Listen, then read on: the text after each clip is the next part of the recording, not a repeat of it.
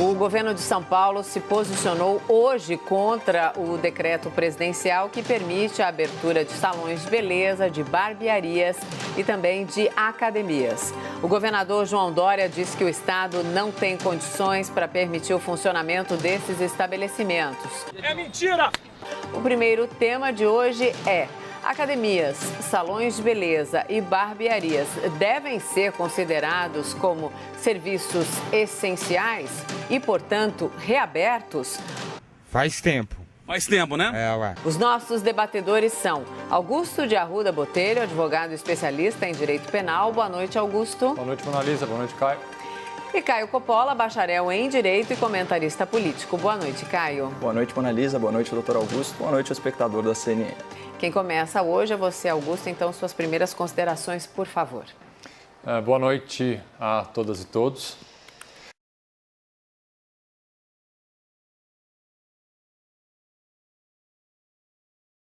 Um decreto do governo federal incluiu salões de beleza, barbearias e academias como atividades essenciais e, portanto, atividades que não precisariam atender ao fechamento do comércio imposto para conter o avanço da pandemia. Esse decreto poderia trazer como atividades essenciais lan houses, restaurantes por quilo ou, sei lá, pista de skates. Tanto faz, porque na verdade não há um estudo qualquer que consiga, nesse momento, embasar cientificamente a possibilidade de abertura deste ou daquele ramo específico da atividade econômica. Não, nada a ver, irmão. O que o presidente da República quer, num português bem claro, é causar. Seguir as experiências internacionais e manter a única forma de contenção exponencial da Covid-19, que é, por enquanto, fazer o isolamento social. Caio, suas primeiras considerações, por favor. Bom, para tratar desse decreto, da Presidência da República sobre a classificação de academias, salões e barbearias como atividade essencial, a gente precisa antes retomar as medidas legais impostas ao cidadão brasileiro pelas autoridades judiciais e políticas aí ao longo dessa crise. O marco zero legislativo da pandemia da Covid-19 remonta a 3 de fevereiro, 100 dias atrás. Nessa data, via portaria, o então ministro da Saúde declarou emergência em saúde pública de importância nacional, aquele acrônimo ESPIN. Alguns dias depois, em 6 de fevereiro, o presidente da República sancionou a Lei 13.979, que dispõe sobre as medidas de enfrentamento a essa emergência. É importante ressaltar que essa é uma lei federal, portanto aprovada pelo Congresso Nacional eleito, respeitando o devido processo legislativo. No desenrolar da pandemia, essa lei ela foi sendo regulamentada por uma série de medidas provisórias decretadas pela Presidência da República, principalmente pela MP 926, que é de 20 de março. É o caso do artigo 3º da Lei da Pandemia, que estabelece que as autoridades podem adotar, no âmbito das suas competências, as medidas de isolamento e de quarentena, que são medidas aí de supressão do contato social previstas na lei federal. Isolamento é definido como separação de pessoas doentes ou contaminadas e quarentena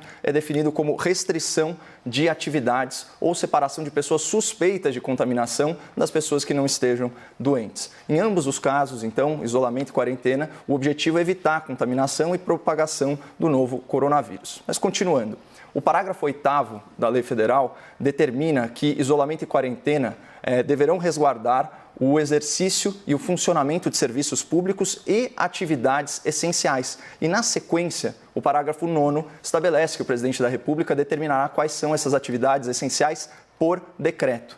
Então, percebam que até esse momento a legalidade do ato era perfeita. O Congresso eleito aprova uma lei constitucional, o presidente eleito sanciona e a própria lei prevê a sua regulamentação por decreto. Mas, no meio do caminho, tinha um STF no meio do caminho. E em 15 de abril, o Supremo Tribunal Federal resolveu subverter o ordenamento jurídico brasileiro, estabelecendo uma hierarquia inédita entre os entes da federação. Agora, aqui no Brasil, o decreto de um prefeito e de um governador vale mais que uma lei federal aprovada pelo Congresso Nacional.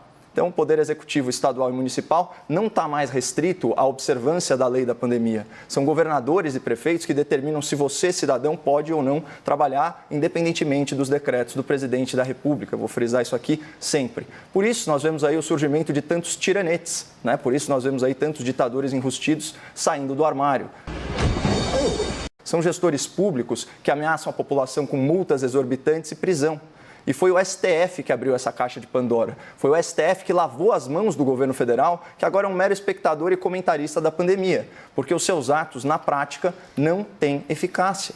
Esses abusos aí de autoridade, de prefeitos, de governadores, eles seriam impossíveis se a lei federal da pandemia não tivesse virado letra morta por obra do Supremo Tribunal Federal. Então, assim, para ficar em 2 exemplos ilustrativos, o parágrafo 1º do artigo 3º da lei da pandemia condiciona as medidas de isolamento e de quarentena a evidências científicas e análises estratégicas em saúde. Isso tornaria já impossível esse mega rodízio de carros em São Paulo, já que a medida é fruto de puro achismo. Debatemos isso aqui, criou mais aglomerações no transporte público e certamente aumentou a curva de contágio na capital desnecessariamente. Outro exemplo, parágrafo 2º, incisos 2 e 3 da lei da pandemia, diz que quem for afetado por medida de isolamento ou de quarentena tem direito a tratamento gratuito e respeito às liberdades fundamentais. Isso inviabilizaria as multas e detenções em São Paulo por não uso de máscara, um item que, na verdade, devia ser distribuído gratuitamente pelas forças policiais.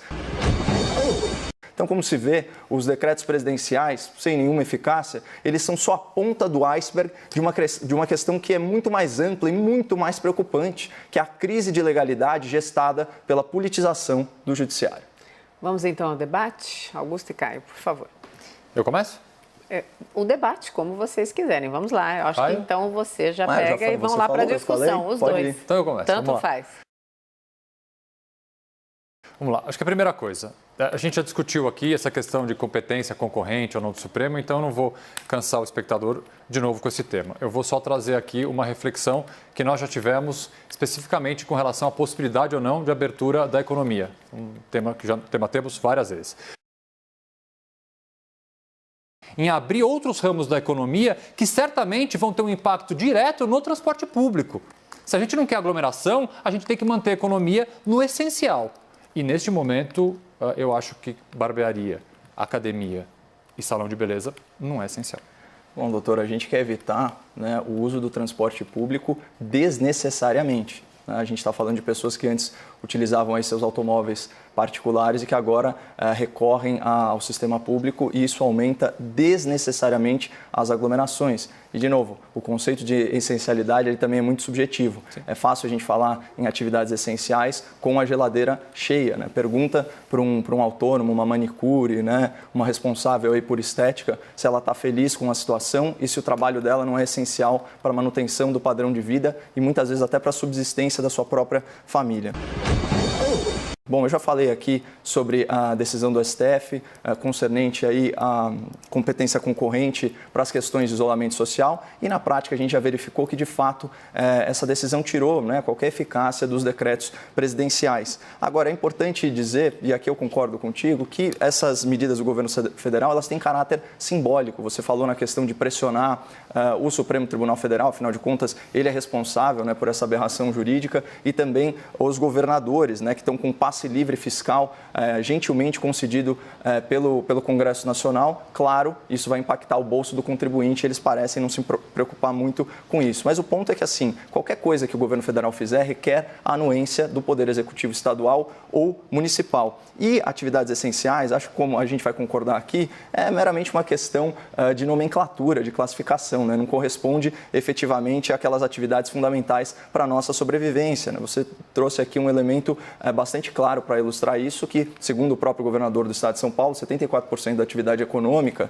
do estado está sendo mantida. Óbvio que nisso entram questões aí como, por exemplo, a produção industrial, inclusive a produção industrial de itens supérfluos. O que a gente já trouxe aqui para o espectador da CNN, que na verdade foi levado ao STF pela Presidência da República, foi aquela situação de crise de demanda, com queda de mais da metade nas vendas de um mês para o outro, e a indústria operando em 60% da sua capacidade, com 60% de ociosidade, porque na outra ponta não há quem consuma. Agora, falando especificamente sobre os salões e as barbearias, antes de abordar a atividade das academias. Nesse caso específico, eu acho que é muito similar a situação que a gente tem, por exemplo, aqui na imprensa. São atividades em que existe muita facilidade de estabelecer protocolos de distanciamento social e higiene. Isso pelo uso de álcool em gel, máscaras, horário marcado, turnos diferenciados, inclusive para evitar essa situação que você muito bem colocou da lotação do transporte público. E outra coisa, no caso dos salões, né, de beleza e das barbearias, é o reconhecimento de uma realidade observável, né? Eu acho que de todas as atividades aí que foram obrigadas a parar, essa atividade ela permanece ou de forma clandestina ou a domicílio, né? Basta ver a sua barba, doutor, está muito bem feito, nosso cabelo está cortado e por aí vai. Mas brincadeiras à parte. Não estou cortado e a barba faço eu. Mas brincadeiras à parte, eu agora voltando para a academia, que eu acho que é um ponto um pouco mais sensível. Existe um grande estereótipo, quando a gente trata de academia, de associar isso àquele estereótipo da estética, né? Você já mencionou aqui a sua vontade de ter a barriga chapada e tal.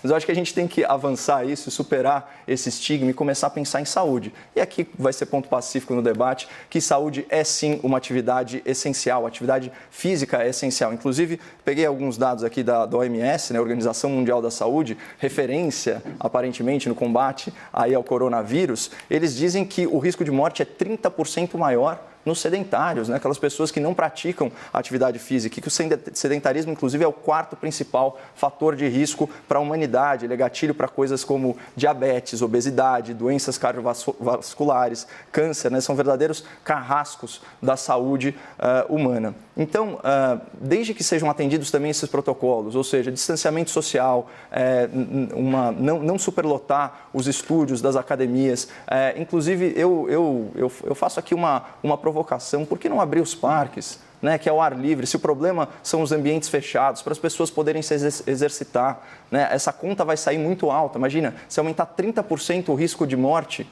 por sedentarismo, a gente já está pelo menos aí no segundo mês de quarentena. As pessoas, muitas delas, inclusive pessoas do grupo de risco, né, estão vendo a sua saúde decair por impossibilidade de exercício. É muito difícil fazer teleexercício, exige uma disciplina maior, tem menos estímulo, esse tipo de coisa. E eu queria só para fechar, pedindo perdão aí por ter me alongado, tem de novo aquela questão da autotutela do mercado, né, que vem o meu lado liberal falando. O indivíduo, ele é o maior interessado na sua própria saúde, na saúde das pessoas que ele ama. Ele naturalmente, né, vai adquirir um comportamento cauteloso, um comportamento prudente, para que ele não se infecte e não infecte aqueles que ele ama.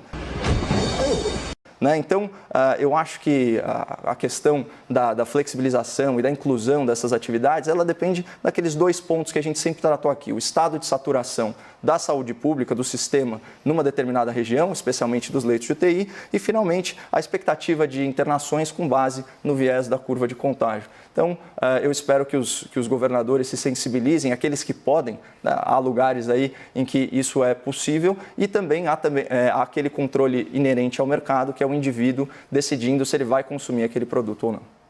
Augusto? Não sei se vai dar para ouvir, mas meu cabelo é gel, ó, tá durinho, gente, né? Cortado não. É que você é tão alinhado, doutor, eu fico até com inveja. Nossa! Elogios, mas vamos lá, feita a pausa elogiosa, vamos ao debate. Eu tive acesso a um estudo que me deixou bastante preocupado, mais um estudo que me deixa preocupado, feito pela Unicamp, universidade extremamente respeitada aqui no estado de São Paulo.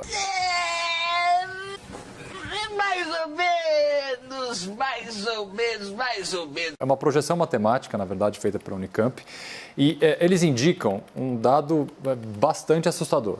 Se o isolamento de São Paulo continuar como está, o lockdown, ou seja, o confinamento total, é inevitável. Então, do ponto de vista logístico, eu acho que a academia, infelizmente, para os que gostam de fazer academia, e eu gosto, eu acho que é uma atividade que, assim, do ponto de vista sanitário, não dá para abrir agora de forma nenhuma. Então, volto para fechar esse assunto. Eu acho que é muito menos qual é o ramo de atividades, você pode ou não limitar aglomerações ou criar protocolos de higiene, e muito mais a falta de isolamento, na verdade, a diminuição do índice de isolamento que vai acontecer com o fato das pessoas estarem agora saindo de casa para ir para uma atividade considerada, neste momento, essencial. Doutor, eu queria pegar carona aí na pauta que você colocou do isolamento, né, o isolamento em si.